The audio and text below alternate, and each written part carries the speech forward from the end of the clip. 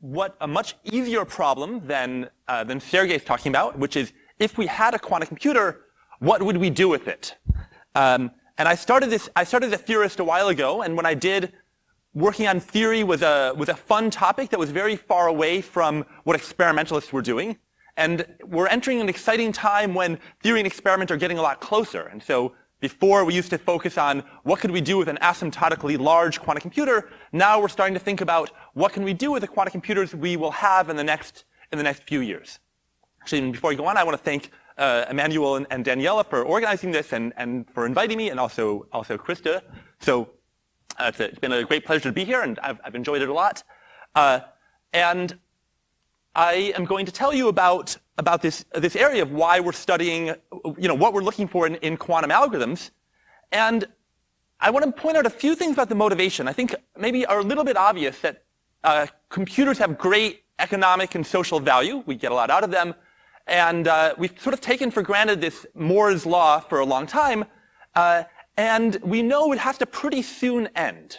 The exact details of the end are a little bit fuzzy, but we know that they, at some point, before your transistor is smaller than a hydrogen atom, it's going to end, and that point is coming pretty soon. So, on a practical level, we'd like to know what we can get out of these devices. In the long run, we want to know how valuable they'll be, and in the near term, we want to motivate building large quantum computers, so we want to be able to do something useful, or at least a demonstration of something interesting with a 50 to 100 qubit quantum computer. But there's a more basic reason, at least that got me into the field, which is quantum computing tells us a little bit about the nature of information and computing. These are topics that seem like they're maybe the domain of logic or philosophy. Information, doesn't seem like you should need to know physics to know what information is. Or computing means you're manipulating symbols, you're manipulating ideas, mathematical propositions. Again, that seems like a purely abstract idea. You don't need contact with experimental physics to actually inform what that is. And so when quantum mechanics tells us things like the uncertainty principle, that you cannot know, the more you know about this thing, the less you can know about this other thing, or entanglement, that the whole is more than just the sum of its parts, that's a real radical, in my view, departure from our common sense notion of information. And people have discussed it philosophically for a long time. What quantum computing tries to do is discuss it operationally, to say, with this wacky alternate form of information, what can we do with it? And I think studying the examples of what we can do with it are one way of getting a handle on what it is, what it means to be quantum information.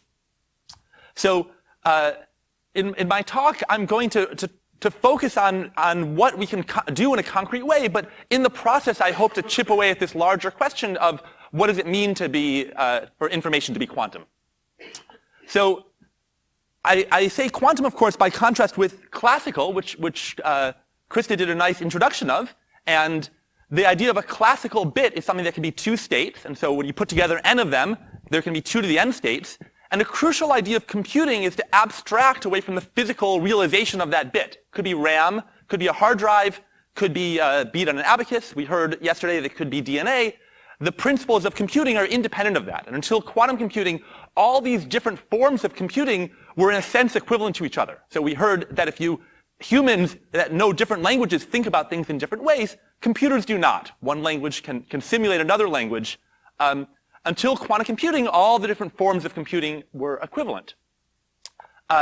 And quantum computers are a form of computing that's different, but again, we can abstract away from the hardware fundamentals. So nuclear spin, photon polarization, the excited states of an ion, etc. All of these are can be made into qubits, and then once you've done that, you can just reason about the qubit without needing to know a separate theory of quantum computing for photons and for topological excitations. So the same kind of idea helps us build quantum computers. And it's interesting that this only really came about once classical computers had come into society. I mean, there was no reason after we learned the basics of quantum mechanics in the 30s, we couldn't have come up with this. But it was somehow the technology of computers that really prompted it. And the promise comes from the fact that one qubit is 2 dimensions, and n qubits, it has to be so one qubit is represented by a 2-dimensional vector. N qubits are represented by a 2 to the n dimensional vector. And so this is sort of the fundamental exponential difference between what a quantum state can do and what a classical computer can do. This is why Feynman observed that if you want to simulate a quantum object with n parts, it takes a classical computer an effort exponential in that number of parts. But somehow a rock can simulate itself. And so, what is the rock doing that our supercomputers can't? Well, it's evolving according to the laws of quantum mechanics. And so if we could make a computer that did the same thing, then we could maybe capture that benefit. And what does it mean to evolve according to the laws of quantum mechanics? There's one key equation, which is the Schrodinger equation. It's a differential equation. It says the way that the state evolves over time is according to this equation, which is the state gets multiplied by a giant matrix, which is called a Hamiltonian. And that is really the one law that governs quantum mechanics. And this tells you how this giant 2 to the n dimensional vector evolves in time. And it's not so hard to go from this to developing quantum gates like the ones that Krista talked about. And before I go on, I want to say one thing about this apparent advantage of quantum computing. It looks like the exponential size of these vectors is what gives it its power. But I want to argue today that things are a little bit more subtle than that, because we've actually seen exponentially large vectors in another setting in computing. So if you have a normal computer that can flip random coins, actually now I'm looking at what's on the pennies, but if you can, a computer with random bits, whatever they are, the state of that computer, if it's an n-bit computer, the state of it is a probability distribution over all the 2 to the n possible states of that computer. So that probability distribution is a vector of length 2 to the n.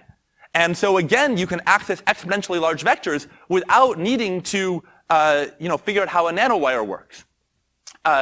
Now, this is not just a theoretical idea. This is widely used in practice. So if you want to estimate a high-dimensional integral, if you naively discretize your space, the number of points will be exponential. And so the way we estimate it is with sampling. So we have this exponentially large space, and we sample points in it. And so with randomness, we can speed up this calculation a lot. And Krista mentioned ENIAC. There was a period when ENIAC was shut down and moved to its final location. It was offline for almost a year. And Fermi, that's the physicist other than Feynman, got impatient, and he wanted to do a neutron scattering experiment. I think he was trying to build one of the horsemen of the apocalypse. And so what he built was something called the Fermiac, which is a mechanical trolley. And the way you simulate, and you roll dice to see how far it goes. You have a switch that flips between fast and slow neutrons, and you rotate it at random. Here you plot its progress. And this is a way of simulating neutron scatterings, at least in 2-dimensional bomb geometries. This only worked on paper. And this was a Monte Carlo randomized simulation. He didn't sum over all of the large possible ways of neutron scattering. He just sampled from them randomly. And so this is the principle behind a lot of successful randomized computation. So I'll argue that it's not just the exponential size, but there's something more that quantum computers have beyond just the exponentially large vectors that gives them their power. So I'll exhibit this with a few examples. So one example of what quantum computers can do that to me is pretty striking given how little information it seems to have is unstructured search.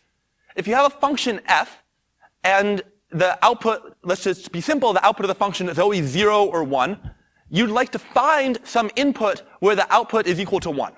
So what do? You evaluate the function on some input, let's say 0, you get the output 0. You output on 1, you get output 0. You output on 2, output 0. You think, well, maybe I'll jump around. You output on 17, you get the answer 0. You output on 132, the answer is 0. And you're getting no information.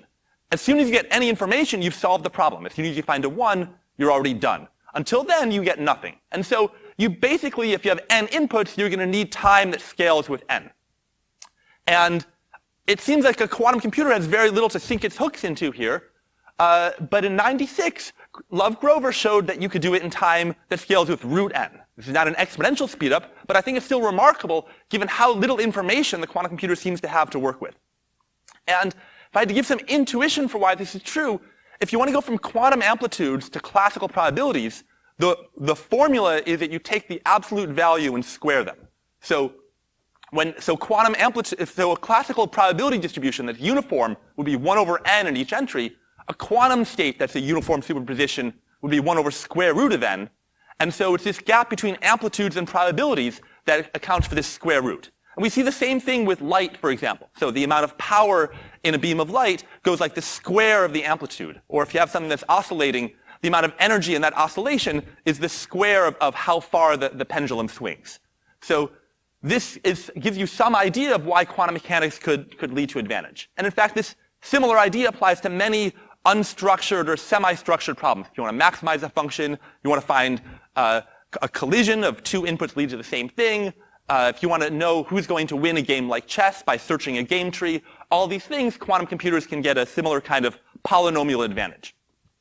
Krista mentioned that there's an exponential advantage for the problem of factoring due to Shor's algorithm. I'll mention one further thing, which is that it breaks all of the other public key crypto systems currently in use. And I think this is a big motivation for studying quantum computing. Obviously, this is going to be a big pain, maybe not a horseman of the apocalypse, but it's going to make your cell phone battery bigger as we switch to new crypto systems. But these new crypto systems that are hopefully quantum resistant, the only reason we think they're quantum resistant is that people haven't come up with quantum algorithms yet. But factoring is something that we had studied since the time of Euclid.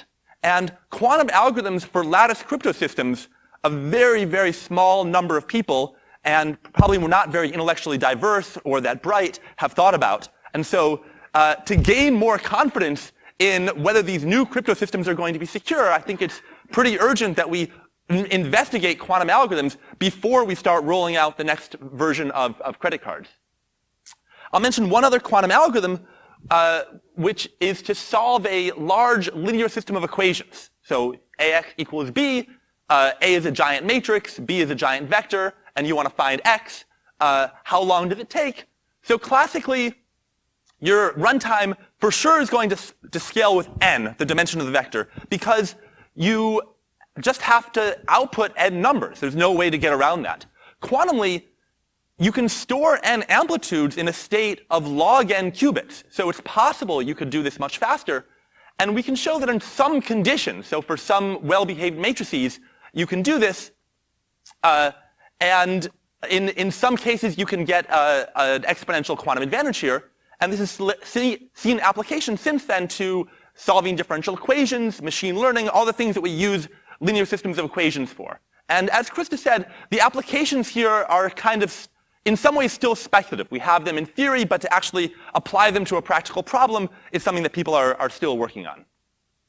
So this is what we can do in theory. So what can we do in practice?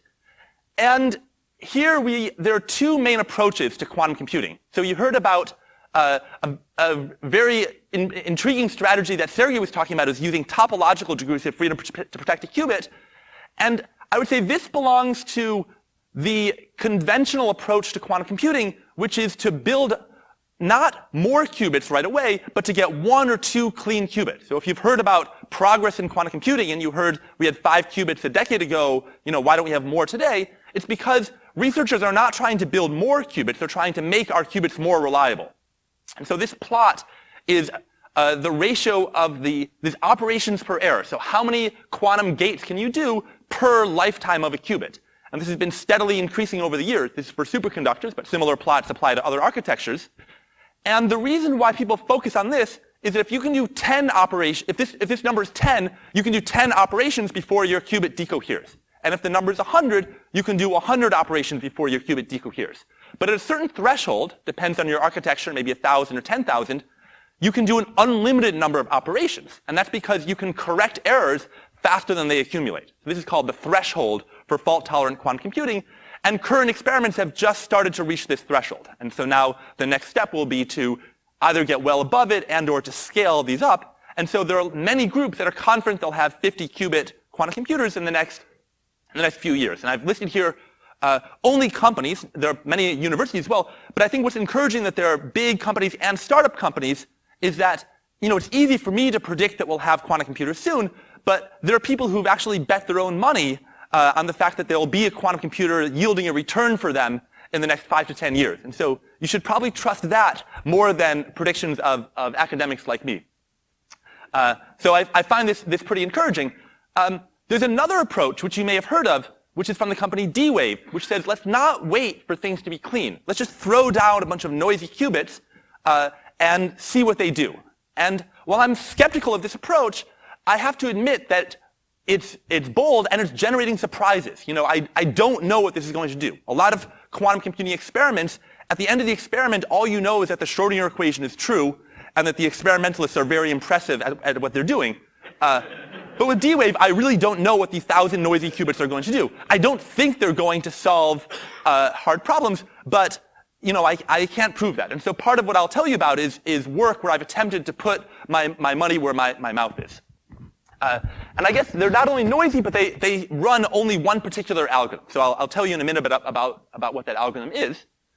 And what that algorithm is, and also I think what a lot of the ideas are for what we'll do with near-term quantum computers, involve problems of combinatorial optimization. And combinatorial really just means many variables. So you want to optimize some function of many variables. Let's just say these are all bits, but it doesn't really matter.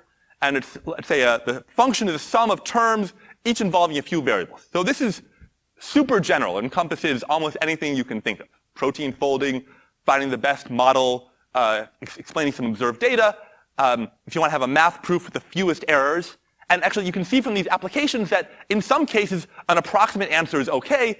And in some, like the math proof, it wouldn't be impressive if I gave you a proof of the Riemann hypothesis with only 3 errors. You know, you probably wouldn't find that convincing. But in others, approximate answers are just fine. This is a very general problem, and since it's very general, it's very hard. In general, there can be exponentially many local minima, and it's NP-complete, which means that it's, you know, even if you look at one particular problem and you think this problem might be easy, you can often show that it's equivalent to all the other hard problems that other people have been stumped by. So these problems in general can be quite hard. And what I'll talk about in the rest of the talk are 3 different approaches to solving them. So one classical, or rather the classical approaches and some of the new quantum approaches to try to solve these hard combinatorial optimization problems.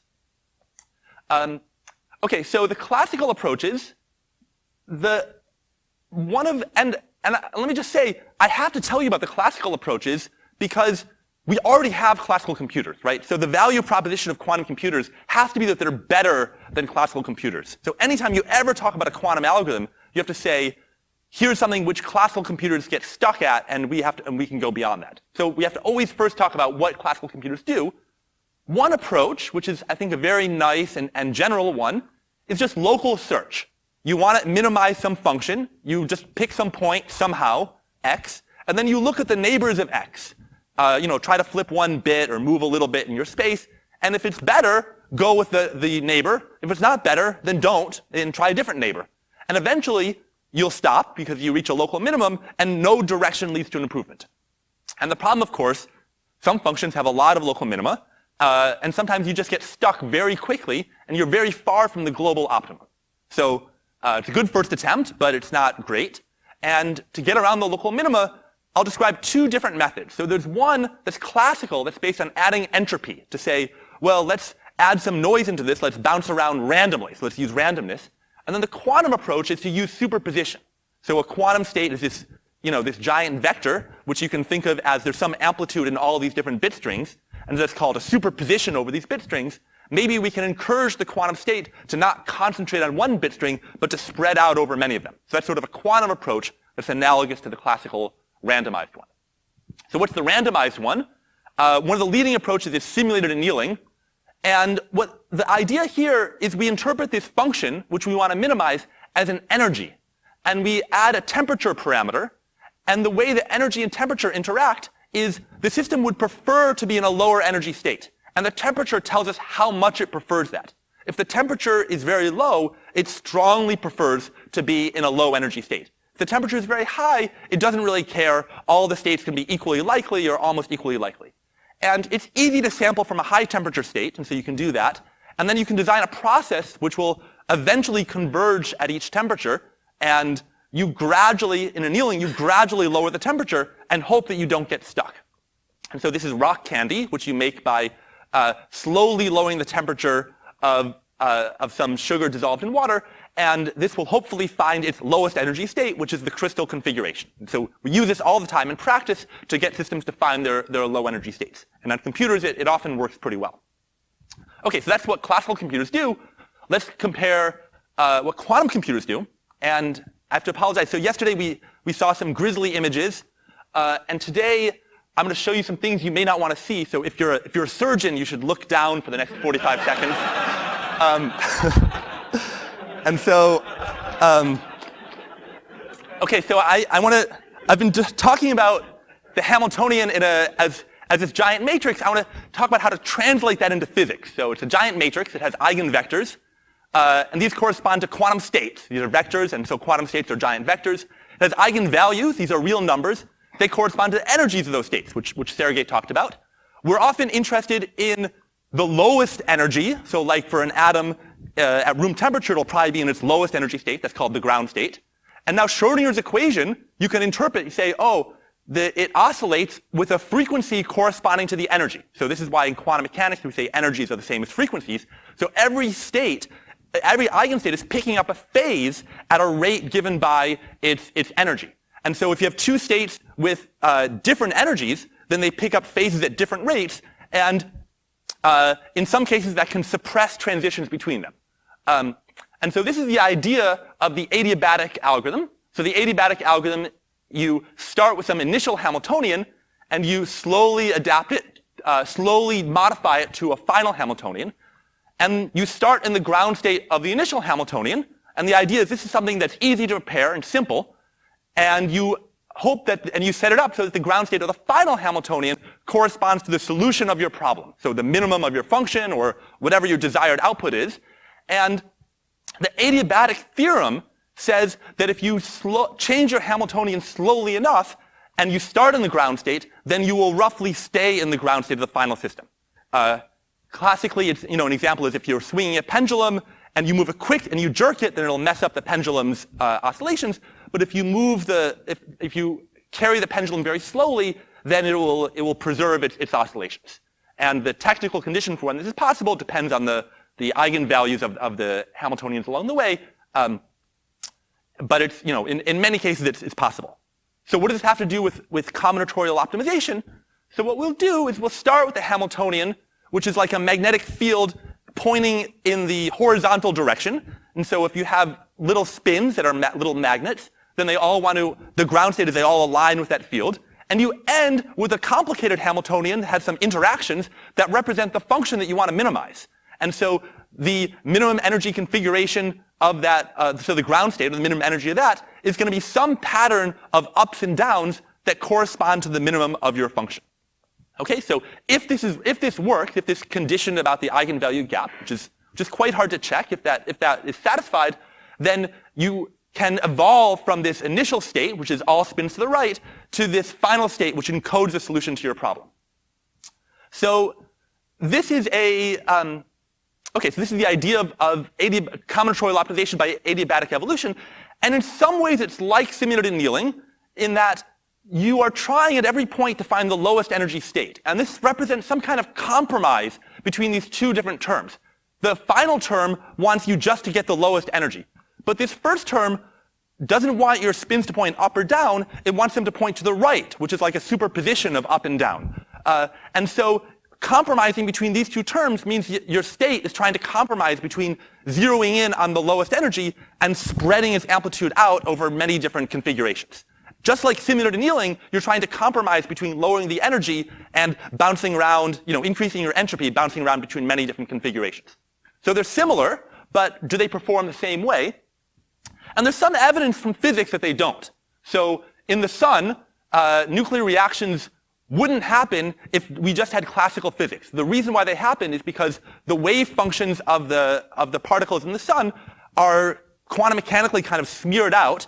And the only way they can get close enough, they can overcome their repulsion and get close enough for fusion, is with quantum tunneling, which means that their smeared out wave functions can penetrate through this is a potential energy barrier, so that they can get to this lowest energy configuration when they're right next to each other.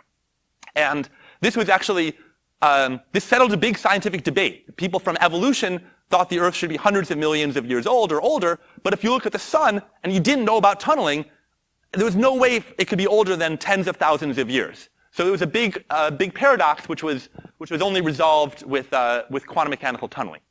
So if natural systems can find their minimum with tunneling, can we do this with the adiabatic algorithm? So you can I'll show you a toy example of this. This works in more realistic problems, but you can cook up a toy example where you can see this. So if your the function you're trying to minimize looks like this, and there's some giant local minimum here, then under some circumstances, the adiabatic algorithm can tunnel through this. And in fact, you can show, so here's another example of this potential. For some sizes of the potential, if the area under this barrier is not too large, the adiabatic algorithm, and I've simulated this in the top part here, will tunnel through it, whereas in this middle part, I've shown the probability distribution for simulated annealing, and you see it gets stuck. So here's where the barrier is. The probability just piles up, and it gets more and more probability of being right next to the barrier, but it refuses to step onto the barrier. So it'll take an exponential amount of time to go through the barrier, whereas adiabatic can get through it because of quantum mechanical tunneling. So this is pretty exciting, and D-Wave is selling their quantum computers based on this idea. This is from their marketing slide from their website. It says classical algorithms can only walk over the landscape, quantum computers can tunnel to find the lowest point, and D-Wave gets this to work. And so in the very first talk of this conference, we heard that people don't want to hear about negative results. They just want to hear about positive results. So I hope you don't mind that I'm going to tell you a negative result, that things are not quite as good as this sounds.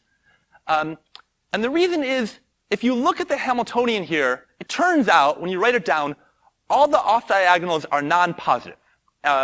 Okay, why does that matter?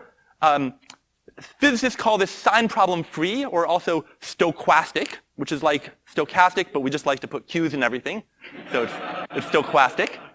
And what that means is that it's not hard to show that the ground state has only non-negative entries.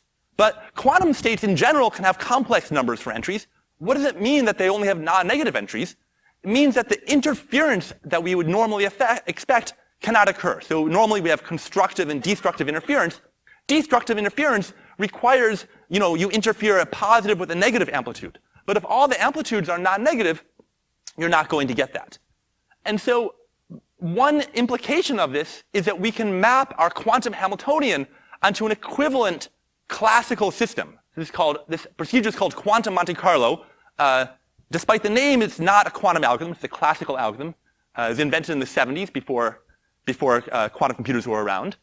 And one result with my former student Elizabeth Crossan is that when the adiabatic algorithm can quickly tunnel through, so can quantum Monte Carlo, which emphasizes a classical algorithm. So the idea is quantum Monte Carlo represents your quantum state by this rectangle of bits. And if you look at each row, so here I've plotted the weight of each row, and here this dashed blue line is the barrier. The evolution of quantum Monte Carlo, there's some kind of path that evolves over time. And this path, so simulated annealing would get stuck because to step on this barrier would be exponentially forbidden. But if you have a path which is wiggling around, the whole path doesn't have to sit on the barrier all at once. Little pieces of it can go through. And so it doesn't feel the barrier as much. It's kind of like the way the quantum state is smeared out with superposition and doesn't feel the barrier as much. The quantum Monte Carlo can take advantage of this as well. So here's the three things. And actually, I was told to have not too many acronyms. So let me replace that. So this is simulated annealing was the first algorithm. So what have we done? We started with a classical algorithm. Simulated annealing fails. We made a quantum version. Quantum adiabatic optimization succeeds, right? It gets through the barrier. Then we said, actually, you can simulate this with a classical algorithm, quantum Monte Carlo, which now succeeds. So what seemed to be a promising quantum speedup now does not look so promising. So I said I'll talk about what can we do with a quantum computer. This is something which so far is maybe not looking like a promising use of near-term quantum computers. So yeah, I think it was interesting to see, and does not totally rule out adiabatic optimization. There may be other things we can do, but it suggests that tunneling is not going to be one of those applications. Now, I didn't enter this field to only find negative things about quantum computing. So, what's something good that we can do with them? And the last thing I'll talk about are variational algorithms and this goal of quantum supremacy, which means doing something on a quantum computer that you cannot do on a classical computer. Sort of a milestone that, even if it's not directly useful, would give motivation for building larger quantum computers. And there's one nice class of variational quantum algorithms which does the following. You want to try to find the minimum of your function. And so before I said one way we could do it is to adiabatically interpolate the Hamiltonian. So that can sometimes be simulated. But here's a very simple variant. Instead of interpolating, just try one Hamiltonian, the magnetic field to the right, then do the other one, the complicated interactions.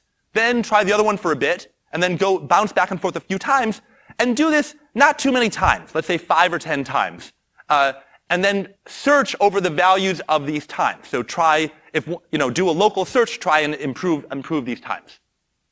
So this is a very simple quantum algorithm for optimization problems, or for doing things like Krista was talking about, of trying to find the ground state of some physical system. You can use it for that as well. And you might ask, this is so simple, can you simulate it with a classical computer? So if I have a randomized computer, takes some random bits, does some processing, spits out a sample, can you simulate it?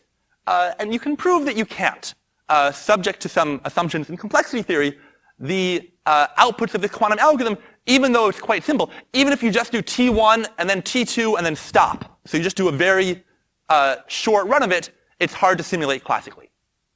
So this is, I think, a very promising thing to do because it takes very short amount of time on a quantum computer.